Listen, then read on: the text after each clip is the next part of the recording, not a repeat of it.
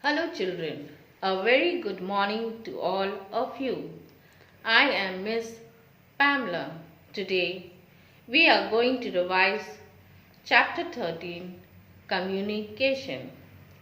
Now what is communication? As human beings we share our thoughts, ideas and feelings with other people. This is communication.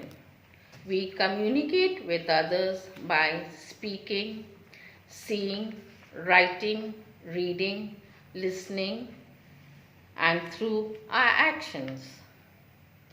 Things which help us in sending or receiving messages are known as means of communication. Children, we live in a society, and to be happy and to do our work properly, we need to talk or stay in contact with one another. So, how do we communicate with our near and dear ones? Now, let's understand with an example. Say, if your grandparents are staying in Delhi and you are staying in Dhanbad. So, children, how will you communicate or send or receive messages? Yes, they can use a mobile telephone, write letters, and send emails to talk to each other. We can use these means of communication for people living in different cities or countries. Children, in earlier days, we used to write letters in postcards or on paper or used to send it by post. Now let me tell you how you can post a letter. First, write your message on a paper. Then we can put this message in an envelope. Then we write the address of the person we are sending the message to. Then we buy a stamp from the post office and stick it on the right side of the envelope. Then we can put a letter in the post box. Science has helped the modern world to communicate better and faster.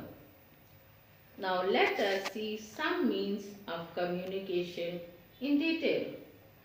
Radio and television helps us to communicate with many people at the same time.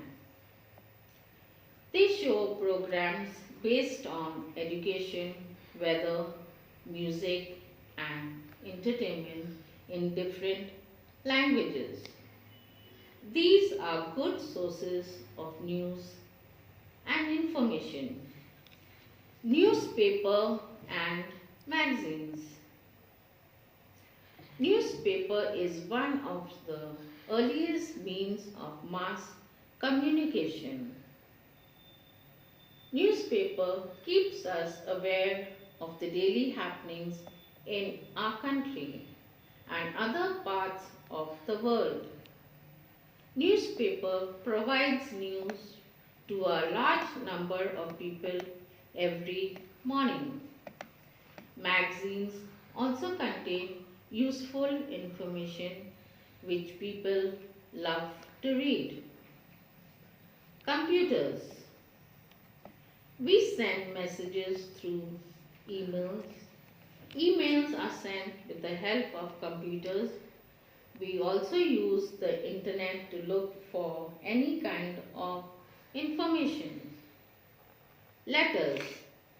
We write letters to our relatives and friends who are staying far away. We receive their replies also by post. Phones. A telephone helps us to talk to a person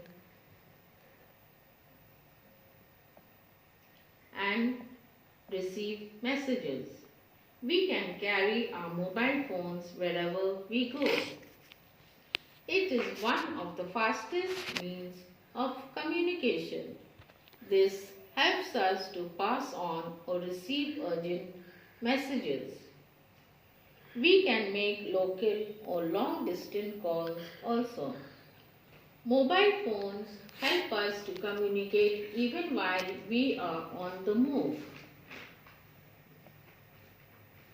Misuse of communication. We all use the various means of communication in our daily life. However, some people also misuse them. For example, some people spend too much time watching television or playing games on the computer. This results in delay of other work. Too much of time spent on a mobile phone or watching television is harmful for our eyes and ears, and talking loudly on mobile phones in public places disturbs others. So children, please don't misuse the means of communication. So children, today we understood the need to keep in touch with people and got to know the means of communication. I hope you all have understood it well. Children, read the chapter and complete the assignments given. Take care and have a great day ahead. Okay, bye.